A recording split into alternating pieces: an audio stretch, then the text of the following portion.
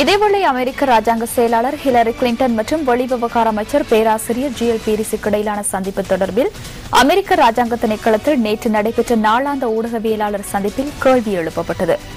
அமெரிக்க ராஜாங்க திணைக்களத்தின் ஊடக பேச்சாளர் விக்டோரியா நுலன் இந்த கேள்விகளுக்கு பதிலளித்தார். அமெரிக்க ராஜாங்க செயலாளர் ஹிலரி கிளின்டன் மற்றும் வெளிவிவகார அமைச்சர் பேராசிரியர் ஜி எல் பீரிஸுக்கு இடையில் சுமார் 10 நிமிடங்கள் பகிரங்க சந்திப்பு இடம்பெற்றதாக தெரிவிக்கப்படுகின்றது. அதனையடுத்து இருவருக்கும் இடையிலான பிரத்யேக சந்திப்பு சுமார் 35 நிமிடங்கள் நீடித்ததாக அமெரிக்க ராஜாங்க திணைக்களத்தின் ஊடக பேச்சாளர் விக்டோரியா நுலன் தெரிவித்தார்.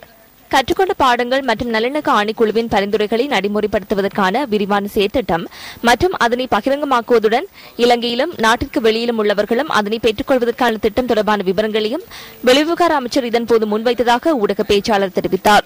கற்றுக்கொண்ட பாடங்கள் மற்றும் நல்லிணக்க ஆணைக்குழுவின் அறிக்கை மற்றும் அதன் பரிந்துரைகள் பொறுப்பு கூறுதல் மற்றும் நல்லிணக்கத்தினை நடைமுறைப்படுத்துவதுடன் இலங்கையிலும் நாட்டிற்கு வெளியிலும் வாழும் மக்களின் நம்பிக்கையை கட்டியெழுப்ப வேண்டும் என அமெரிக்க ராஜாங்க செயலாளர் ஹிலரி கிளின்டன் குறிப்பிட்டுள்ளதாக ராஜாங்க ஊடக பேச்சாளர் மேலும் தெரிவித்துள்ளார். இந்த சந்திப்பின் போது வடக்கில் ராணுவத்தினை குறைக்க வேண்டியதற்கான அவசியம், வடமாகாண சபைக்கான தேர்தலை நடத்துதல், ஊடக சுதந்திரத்தை பாதுகாப்பது உள்ளிட்ட விடயங்கள் கலந்துரையாடப்பட்டுள்ளதாக தெரிவிக்கப்படுகின்றது. அத்துடன் மனித உரிமைகளை பாதுகாத்தல் மற்றும் சிவில் சமூகம் பங்கேற்பதற்கான சூழலை உருவாக்குதல் உள்ளிட்ட பல விடயங்களை அமெரிக்க ராஜாங்க செயலாளர் வலியுறுத்தியுள்ளதாக தெரிவிக்கப்படுகின்றது. இலங்கை ஈரானிய மசகு எண்ணெயை எதிர்பார்த்திருப்பதை குறைத்துக் கொள்வது தொடர்பில் மேற்கொள்ளப்படும் முயற்சிகள் தொடர்பாகவும் இதன்போது கலந்துரையாடப்பட்டதாக விக்டோரியா நுலன் தெரிவித்துள்ளார். இன்றைய பத்திரிகைகளிலிருந்து நாம் தெரிவு செய்த கேலி சித்திரம் அடுத்து.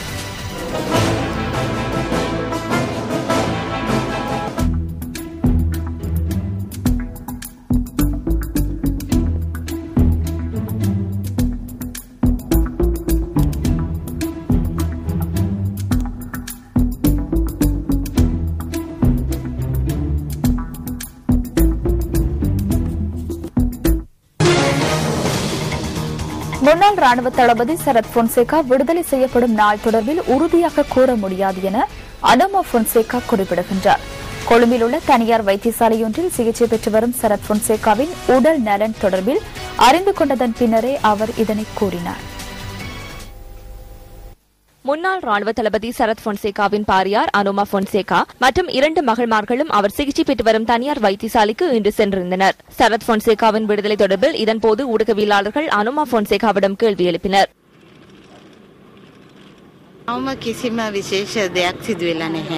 இதுவரையில் விசேடமாக எதுவும் இடம்பெறவில்லை. இன்னும் 2-3 நாட்களுக்கு பின்னரே இடம்பெறும் என நான் நேற்று தெரிவித்திருந்தேன். எதிர்வரும் 2-3 நாட்களுக்குள் மாற்றம் ஒன்று இடம்பெறும். நாளை அல்லது நாளை மறுதினம் இது தொடர்பில் அறிந்து கொள்ள முடியும். உறுதியாக நாளொன்றை கூற முடியாது.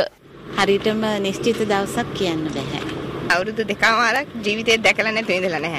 2.5 வருடங்கள் அவரை காணாமல் இருந்ததில்லை. யுத்த காலத்திலும் 6 மாதங்களுக்கு ஒரு தடவை நாம் அவரை பார்வையிடுவோம். எமது குடும்பம் ஒன்றிணைய வேண்டும். இவ்வாறான சந்தர்ப்பத்தில் அப்பாவை பார்வையிட கிடைத்தமே மகிழ்ச்சி அளிக்கின்றது. පොඩි පියවරක් හරි ඉස්සරහට ඇවිල්ලා තාත්තා දකින්න හම්බෙච්ච එක ලොකු සතුටක් මට. அக்காவுடன் வந்தமை குறித்து மகிழ்ச்சி. 2.5 வருடங்களின் பின்னர் நால்வரும் இணைந்துள்ளோம். அப்பா கண்ணீர் விட்டார். 2.5 வருடங்களுக்கு பின்னர் இது மிகவும் உணர்ச்சி பூர்வமான சந்தர்ப்பமாகும். மிக்க மகிழ்ச்சி.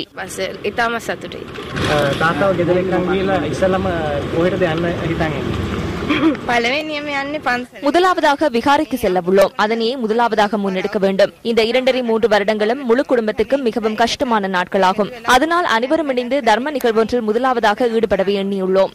இதேவேளை ஐக்கிய தேசிய கட்சியின் பிரதி தலைவர் சஜித் பிரேமதாச உள்ளிட்ட சிலர் சரத் பொன்சேகாவை நலன் விசாரிப்பதற்காக இன்று வைத்தியசாலைக்கு சென்றிருந்தனர். ஜெனரல் சரத் பொன்சேகா மஜிதுமாகி நிதஹஸ යනුවෙන් சரத் பொன்சேகா விடுதலை செய்யப்பட வேண்டும் என்ற எதிர்பார்ப்பில் உள்ள கட்சி என்ற ரீதியிலும் மக்கள் பிரதிநிதி என்ற வகையிலும் சரத் பொன்சேகாவிற்கு கட்டுப்போடும் விடுதலை ஒன்றை நாம் எதிர்பார்க்கவில்லை. நிபந்தனைகளற்ற விடுதலையை எதிர்பார்க்கின்றோம். சாதாரண பிரஜைக்கு ஒருவராக அரசியல், சமூக, பொருளாதார உரிமைகளை கொண்ட முழுமையான பிரஜையாக சமூகத்துள் பிரவேசித்து நாட்டிற்கு சேவையாற்றும் வாய்ப்பு கிடைக்க வேண்டும் என்று பிரார்த்திக்கின்றோம். ஜனதா சேவாවක් ඉටු කිරීමේ ඉඩ ප්‍රස්තාව සැලසේවා කියා මම ප්‍රාර්ථනා කරනවා. මේ රටේ සියලුම දෙනාට අපිට එක எமது நாட்டில் உள்ள அனைவருக்கும் ஒரு வாக்குறுதியை வழங்க முடியும். அது வேறு ஒன்றுமல்ல. இந்த நாட்டின் அரசாங்கத்திற்கு எதிரான அனைத்து எதிர்க்கட்சிகளினதும் தலைவர் பொறுப்பை சரத் பொன்சேகா இன்னும் சில நாட்களில் ஏற்பார். அனைத்து எதிர்க்கட்சிகளினதும் எதிர்கால பயணம் சரத் பொன்சேகாவை கேந்திரமாக கொண்டு ஆரம்பமாக உள்ளது. இந்த நாட்டு அபிவிருத்தியின் தரமான பயணம் ஆரம்பமாக உள்ளது. වර්ධනයේ ප්‍රගතිශීලී මාවත යලි පණ ගන්වන ගමනක සමාරම්භය සටහන් වෙන ඇති.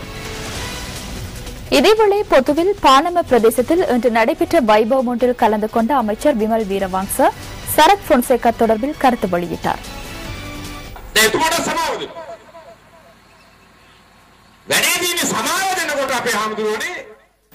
அவருக்கு மன்னிப்பு வழங்கப்பட்டுள்ளது. மன்னிப்பு வழங்கப்படும் போது விடுதலை செய்யுங்கள் என்று உரக்க சத்தமிட்டவர்கள் தற்போது எதுவும் பேசாமல் உள்ளனர். சரத் பொன்சேகாவை விடுதலை செய்வது ஜனநாயகத்தை நிலைநாட்டுவது அல்ல என்று மக்கள் விடுதலை முன்னணி குறிப்பிடுகிறது. அவ்வாறு எனின் சரத் பொன்சேகாவிற்கு மன்னிப்பு வழங்காமல் இருப்பது ஏகாதிபத்தியவாதம் அல்ல. அவர் ராணுவ தளபதி என்ற ரீதியில் பாரியதொரு பொறுப்பை நிறைவேற்றினார். அதன் பொருட்டு நாம் அவருக்கு கௌரவம் அளிப்போம். எனினும் முப்படை தளபதியின் பொறுப்பை விடவும் அதிகமாக அவர் நிறைவேற்றினார் என்று கூற முடியாது. இன்னும் சில தினங்களில் மன்னிப்பு வழங்கப்படும். அவர் வெளியே வருவார். எதற்காக அவசரப்படுகின்றீர்கள்?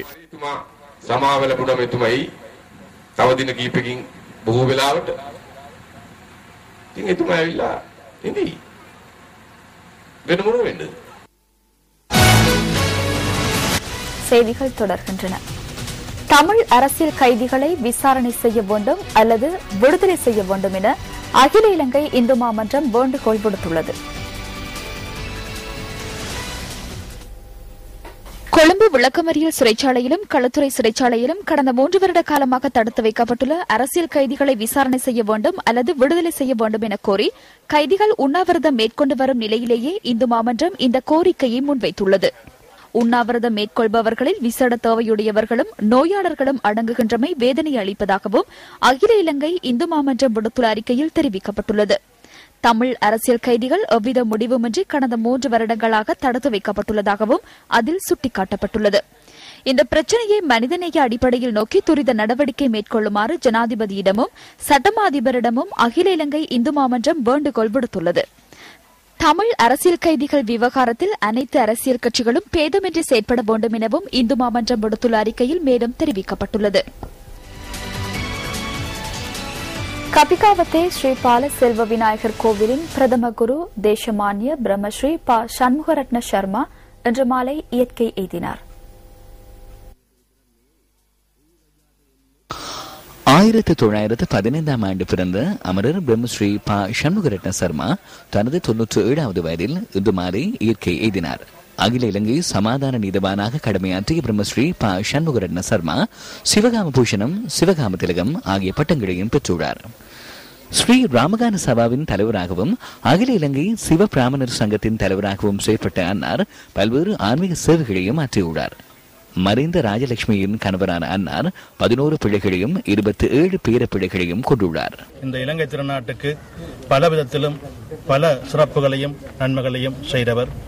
இலங்கையிலே அனைத்து அரசாங்க கட்சிகளினாலும் அனைத்து ஜனாதிபதிகளினாலும் மிகவும் கௌரவமாக போற்றப்பட்டவர்.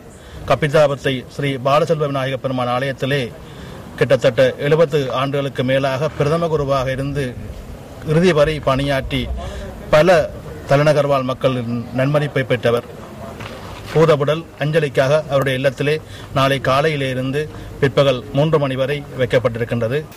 மக்கள் அஞ்சலியினை தொடர்ந்து நாளை 3 மணி அளவில் அன்னாரது பூதவுடல் பொருளையில் உள்ள தனியார் மலர் சாலை ஒன்றுக்கு கொண்டு செல்லப்பட உள்ளதாக உறவினர்கள் தெரிவிக்கின்றனர்.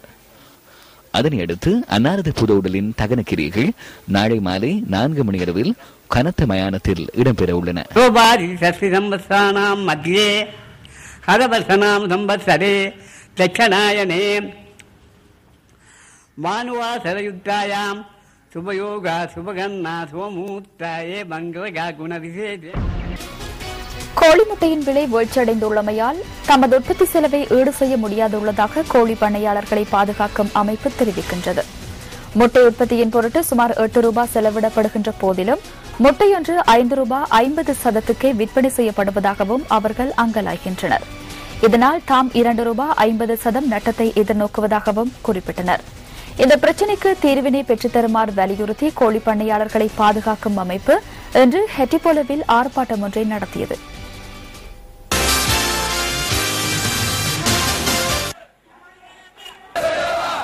ஹெட்டிபோல விளையாட்டரங்கிற்கு அருகில் எதிர்ப்பு நடவடிக்கை ஆரம்பித்த ஆர்ப்பாட்டக்காரர்கள் நகர மத்தி வரை பேரணியாக சென்றனர்.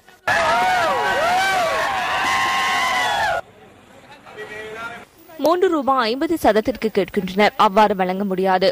வங்கிகளில் கடன் வழங்கப்படுவதில்லை. நாம் நிற்கதியாகியுள்ளோம். 30 லட்சம் ரூபாய் நட்டம் ஏற்பட்டுள்ளது. காணிகள் அடக்கு வைக்கப்பட்டுள்ளன.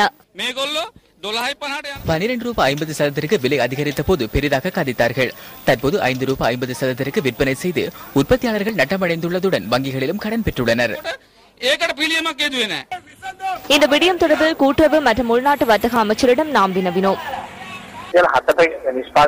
7 ரூபாய் உற்பத்தி செலவை கொண்ட முட்டை ஒன்றை 14 ரூபாவுக்கும் 18 ரூபாவுக்கும் விற்பனை செய்தனர். அந்த சந்தர்ப்பத்தில் நுகர்வோர் சார்பில் பண்ணையாளர்கள் முன்னிற்கவில்லை. அதிக லாபத்தை நோக்காக கொண்டே அந்த காலப்பகுதியில் முட்டையை விற்பனை செய்தனர். 7 ரூபாய் உற்பத்தி செலவாக இருக்கின்றது, அதுவும் கிடைப்பதில்லை என தற்போது கூறுகின்றனர். 1.5 மாதத்திற்கு முன்னர் ஜனாதிபதியை இது தொடர்பில் தெளிவுபடுத்தினோம். மாணவர்களுக்கு வழங்கப்படும் உணவு வேளையில் முட்டை கொண்டை சேர்த்துக் கொள்ளும் நோக்கில் செயற்திட்டம் ஒன்றை நடைமுறைப்படுத்துமாறு கல்வி அமைச்சருக்கு அவர் உத்தரவிட்டார். அதனால் நாம் அந்த செயற்திட்டத்தை 3 நாட்களுக்கு முன்னர் ஆரம்பித்தோம். திங்கள் செவ்வாய்க்கிழமை ஆகும்போது முட்டையின் விலை அதிகரிக்கப்படும்.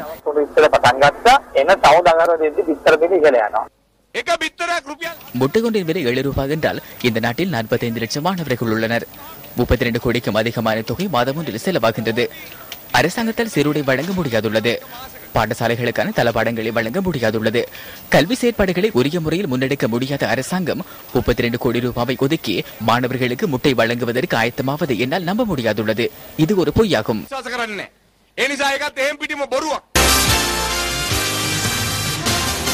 அதிகாரிகள் பயணித்த மோட்டார் சைக்கிள் மோதுண்டதாக போலீஸ் ஊடக பேச்சாளர் போலீஸ் அத்தியட்சகர் அஜித் ரோகன குறிப்பிட்டார். இந்த விபத்தில் பன்னல போலீஸ் நிலையத்தில் கடமையாற்றும் போலீஸ் கான்ஸ்டபிள்கள் 3 உயிரிழந்தனர்.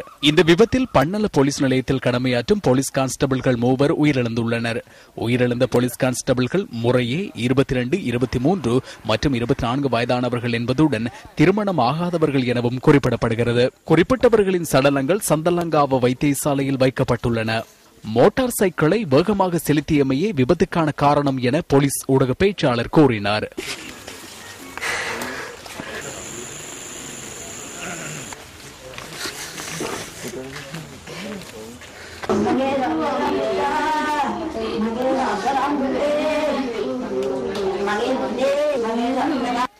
இருபத்தி வயதான கயான் அசங்கவின் வீட்டிலிருந்து அழுது அரற்றும் ஓசையை கேட்க முடிந்தது.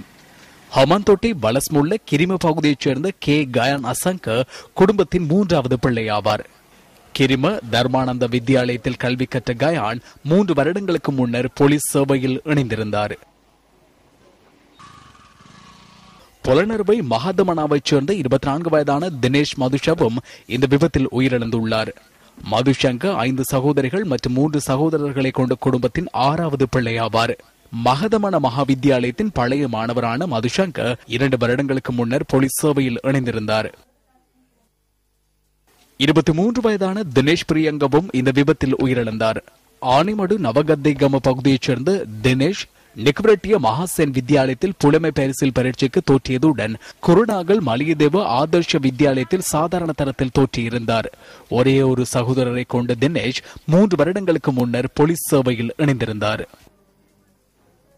இத்துடன் நியூஸ் 8 மணி பிரதான செய்திகள் நிறைவு பெறுகின்றன. வணக்கம்.